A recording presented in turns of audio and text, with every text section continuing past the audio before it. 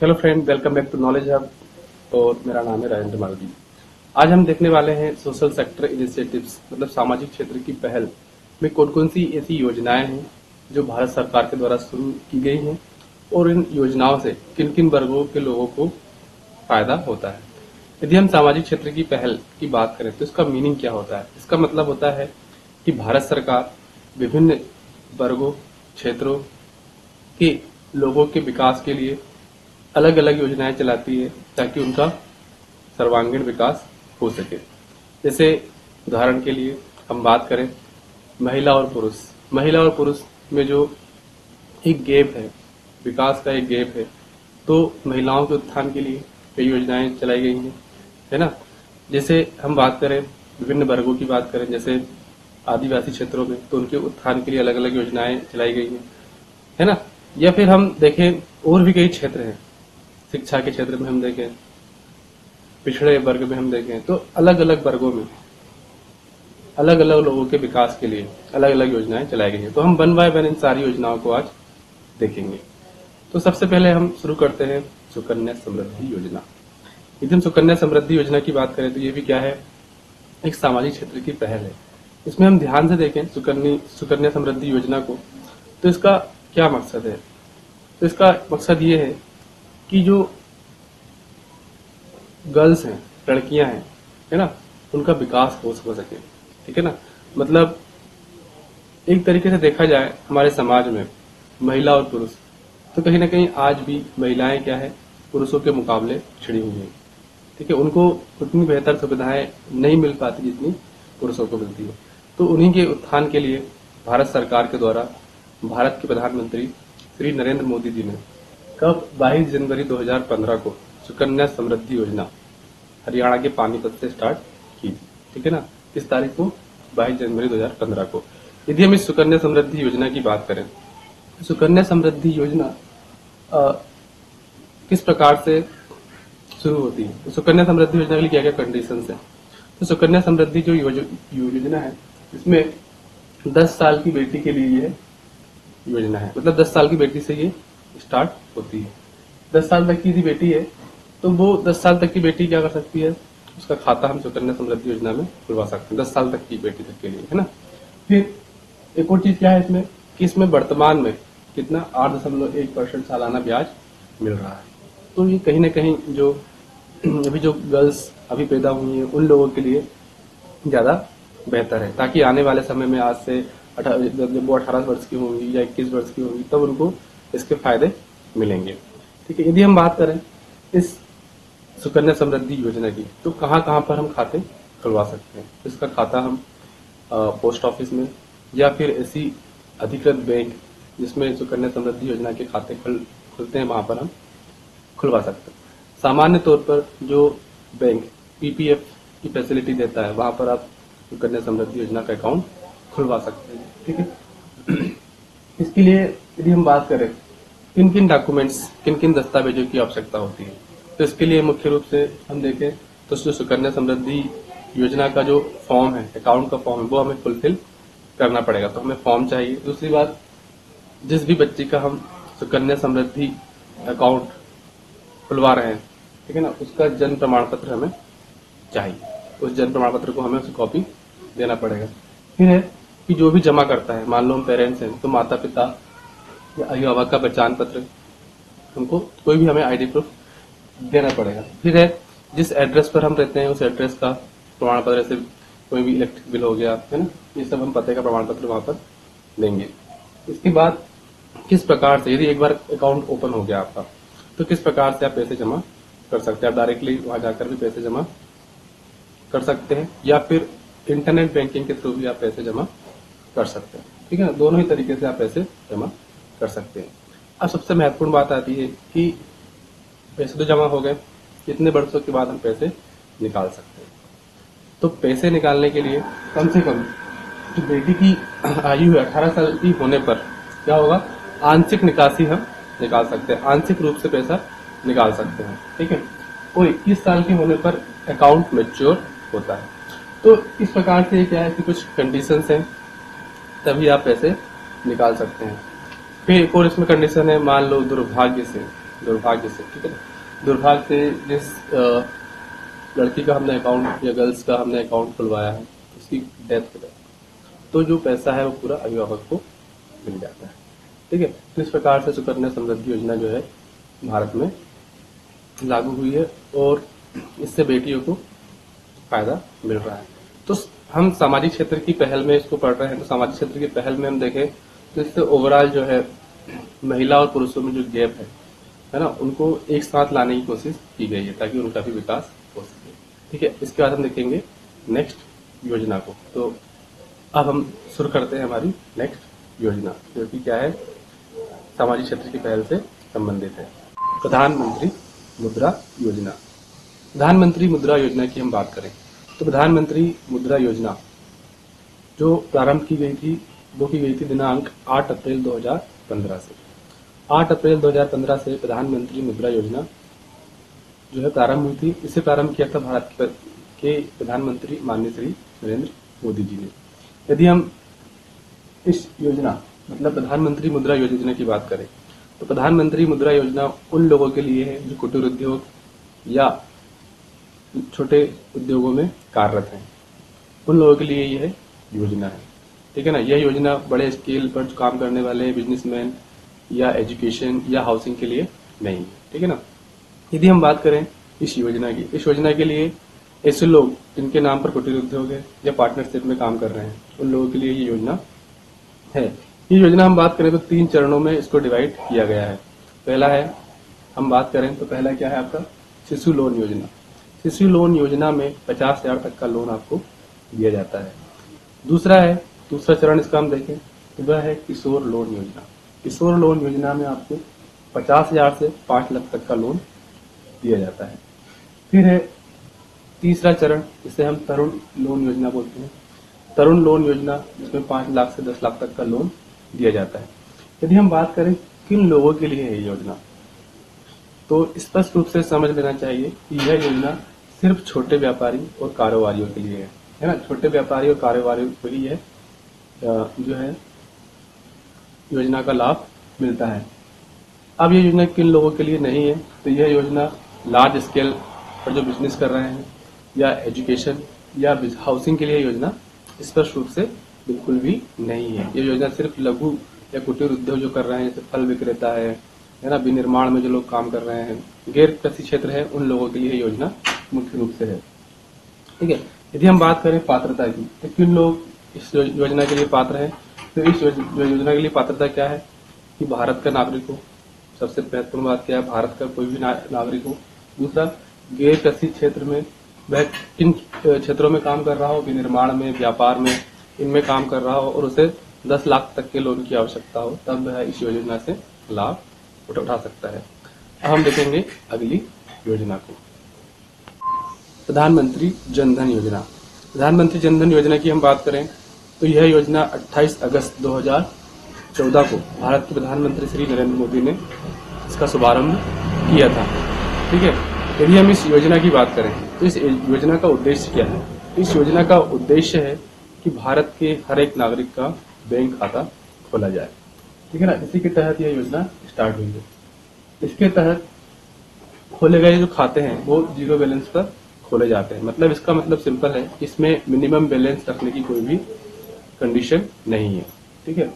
एक और बात यह है कि खाता धारक को 1 लाख रुपए तक का दुर्घटना बीमा भी दिया जाता है।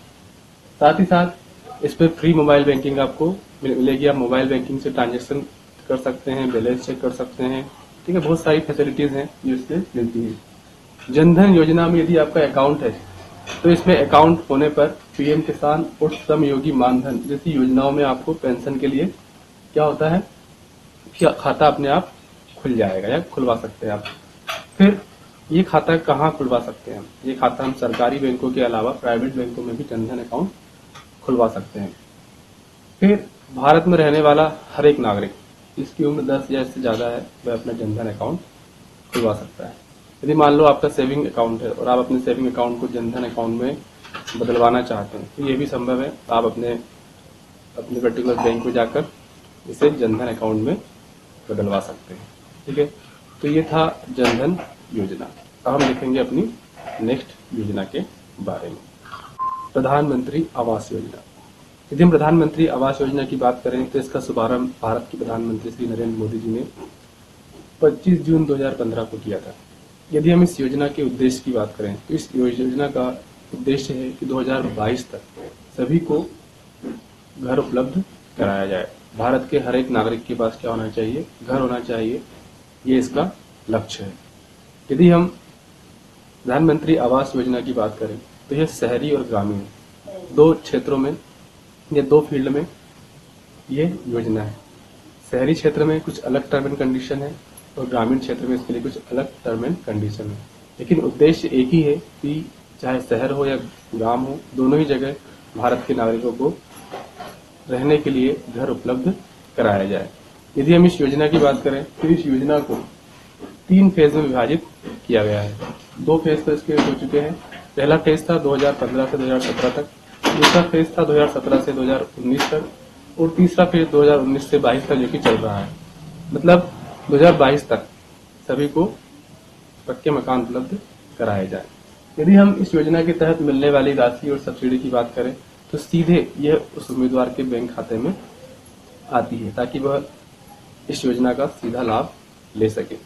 यदि हम बात करें इसकी पात्रता की कि इस योजना के लिए कौन कौन से लोग पात्र हैं, तो इसके लिए आर्थिक रूप से कमजोर EWS जो लोग हैं वह इस योजना का लाभ ले सकते हैं। इसके अलावा जिन लोगों की आय निम्न है, LIG निम्न आय वर्ग के लोग वह इसका फायदा ले सकते हैं। इसके अलावा मध्यम आय वर्ग फर्स्ट के लोग भी या मध्यम आय वर्ग सेकंड इसके लोग भी इसका फायदा ले सकते हैं। इसके अलावा महिलाएं जो कि EWS और LIG संबंधित है वो महिलाएं भी इस प्रधानमंत्री आवास योजना का फायदा ले सकती है। इसके अलावा SC ST और भी कई इसके लिए पात्र लोग हैं वो इसका फायदा ले सकते हैं। ठीक है, तो प्रधानमंत्री आवास योजना भी क्या है? सामाजिक क्षेत्र की एक पहल है ताकि समाज के हर एक वर्ग का क्या हो, विकास हो, सबके पास मकान हो, चाहे वो किसी भी वर्ग का हो, महिला हो, पुरुष हो, किसी भी जाति या समाज का हो, उसके पास क्या होना चाहिए?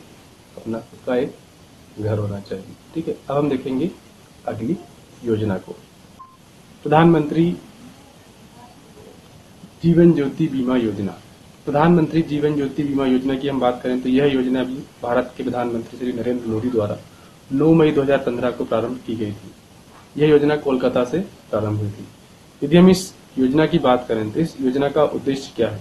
तो इस योजना का उद्देश्य है कि गरीब और कम आय वर्ग के लोगों के लिए क्या हो, एक नई जीवन बीमा योजना प्रारंभ की जाए जिसके तहत उनको कई प्रकार के लाभ मिलेंगे। जैसे मान लो किसी व्यक्ति की अचानक मृत्यु हो जाती है तो नॉमिनी को जीवन बीमा जो के तहत जो कंपनी है वो उसको 2 लाख रुपए तक राशि प्रदान करेगी। इस योजना के तहत क्या करना पड़ता है? इस योजना के तहत प्रतिवर्ष 330 रुपए आपको जमा करने होंगे।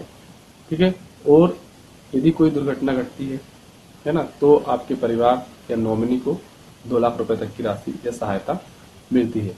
यह योजना मुख्य रूप से किन लोगों के लिए है? ये योजना मुख्य रूप से गरीब और निम्न आय वर्ग के लोगों के लिए है और उन्हीं लोगों को ध्यान में रखकर इस योजना को भारत के प्रधानमंत्री श्री नरेंद्र मोदी ने लॉन्च किया था। अब हम देखेंगे इसके बाद अगली योजना को, आयुष्मान योजना।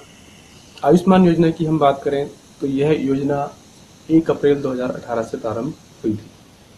यदि हम इस योजना की बात करें तो 2018 के बजट सत्र में तत्कालीन वित्त मंत्री श्री अरुण जेटली ने इसकी घोषणा की थी।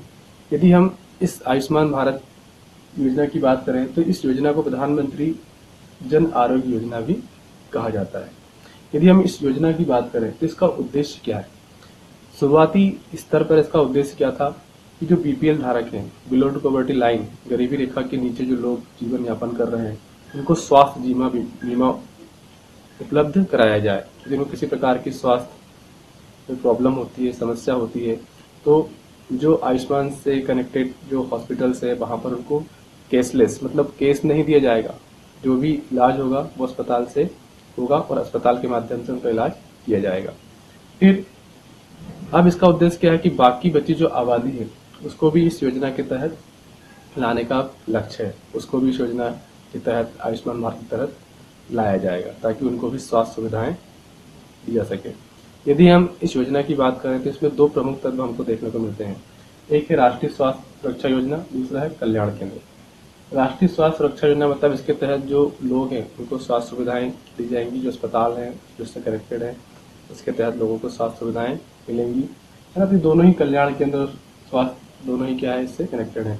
कल्याण केंद्र मतलब जो ऐसे केंद्र हैं जहाँ पर लोगों के स्वास्थ्य संबंधित चीजें होती हैं, वो भी क्या है इसी के अंतर्गत आते हैं। तो दोनों तत्वों को ध्यान में रखकर क्या है आयुष्मान भारत योजना काम करती है। ठीक है, तो अब हम देखेंगे अपनी अगली योजना जो कि सोशल सेक्टर इनिशिएटिव या सामाजिक क्षेत्र की पहल से संबंधित है। सांसद आदर्श ग्राम योजना। सांसद आदर्श ग्राम योजना की हम बात करें तो यह योजना 11 अक्टूबर 2014 को लॉन्च हुई थी। इस योजना का उद्देश्य था कि हर एक सांसद जो कि उस पर्टिकुलर एरिया का सांसद एक ग्राम हर एक साल के लिए गोद ले और उसका विकास करे। ठीक है, इसके तहत हर एक सांसद को एक ही रूप में ट्रीट किया गया, मतलब वो किसी भी पार्टी का हो, उसको क्या करना है अपने पर्टिकुलर एरिया का एक गांव लेना है और एक साल के लिए उसका सर्वांगीण विकास करना है। यह इस योजना का उद्देश्य है। दूसरा हम देखें प्रधानमंत्री फसल बीमा योजना। प्रधानमंत्री फसल बीमा योजना की हम बात करें तो यह योजना 13 जनवरी 2016 को लॉन्च की गई। इस योजना का उद्देश्य क्या था कि यदि कोई फसल बाढ़, आंधी, ओले और तेज बारिश से खराब होती है तो उसके लिए क्या हो, राहत राशि दी जाए ताकि किसान इससे उबर सके। इसके तहत क्या करना होता है, इसके तहत किसान को प्रीमियम भरना होता है। तो यदि हम बात करें खरीफ की फसल में तो खरीफ की फसल में 2% और रबी की फसल में 1.5% प्रीमियम भरना होता है। ठीक है, ये था आपका प्रधानमंत्री फसल बीमा योजना। नेक्स्ट योजना देखें अटल पेंशन योजना। अटल पेंशन योजना की शुरुआत मई 2015 से हुई थी। अटल पेंशन योजना की हम बात करें तो यह योजना असंगठित क्षेत्रों में काम करने वाले लोगों के लिए फायदेमंद है। क्यों? क्योंकि इस योजना में निवेश करने से क्या होता है कि रिटायरमेंट के बाद आपको खर्च करने के लिए आय मिल जाती है। ठीक है, तो यह योजना काफी बेनिफिशियल है ऐसे लोगों के लिए जो असंगठित क्षेत्र में काम करते हैं। नेक्स्ट है हमारा प्रधानमंत्री नेशनल न्यूट्रिशन मिशन या राष्ट्रीय पोषण मिशन। राष्ट्रीय पोषण मिशन की बात करें तो यह 2018 से प्रारंभ हुआ था। इसका मुख्य उद्देश्य बच्चे, गर्भवती महिलाएं और स्तनपान कराने वाली महिलाओं के पोषण में सुधार करना है ताकि उनको पोषण संबंधित कोई प्रॉब्लम या समस्या ना आए। साथ ही साथ एक और लक्ष्य है कि 2022 तक भारत को कुपोषण से मुक्त किया जाए। इसलिए प्रधानमंत्री नेशनल न्यूट्रिशन मिशन या राष्ट्रीय पोषण मिशन काम करता है। अब हम देखेंगे अपनी नेक्स्ट योजना को, प्रधानमंत्री कृषि सिंचाई योजना। प्रधानमंत्री कृषि सिंचाई योजना की हम बात करें तो यह योजना प्रारंभ हुई थी 1 जुलाई 2015 को यह योजना प्रारंभ हुई थी। इस योजना का उद्देश्य क्या था कि यदि किसानों को सिंचाई में कोई समस्या आए तो सिंचाई उपकरण उनको प्रोवाइड किए जाए। सिंचाई के जो उपकरण है उनको सब्सिडी उसमें दी जाएगी। यही इस योजना का उद्देश्य है। नेक्स्ट है प्रधानमंत्री गरीब कल्याण योजना। प्रधानमंत्री गरीब कल्याण योजना की बात करें तो 17 दिसंबर 2016 को यह योजना लॉन्च की गई। इस योजना का उद्देश्य था कि इस योजना के अंतर्गत जितने भी गरीब लोग हैं उनको सुविधाएं दी जाए। इसी योजना के तहत हाल ही में जब कोरोना में लॉकडाउन हुआ तो उस लॉकडाउन में 26 मार्च 2020 से 30 जून 2020 तक 80 करोड़ गरीब लोगों को मुफ्त 5 किलो राशन दिया गया। मतलब ये बहुत बड़ी बात है। इस योजना के तहत ही ये सब काम हुआ था। नेक्स्ट है prime minister employment generation programme. यह 2008 से प्रारंभ हुआ। इसके तहत बेरोजगारों को खुद का उद्योग रोजगार शुरू करने के लिए 10 लाख से 25 लाख तक का जो लोन है वो प्रदान किया जाता है। साथ ही साथ इसमें कुछ जाति विशेष, क्षेत्र विशेष के अनुसार सब्सिडी प्रदान की जाती है। नेक्स्ट आपकी जो योजना है प्राइम मिनिस्टर रिसर्च फेलोशिप। इसके तहत क्या होता है कि आईआईटी और आईआईएससी के छात्र छात्राओं को रिसर्च क्षेत्र में कार्य करने के लिए बढ़ावा देने के लिए योजना प्रारंभ की गई थी। मई 2020 में योजना प्रारंभ।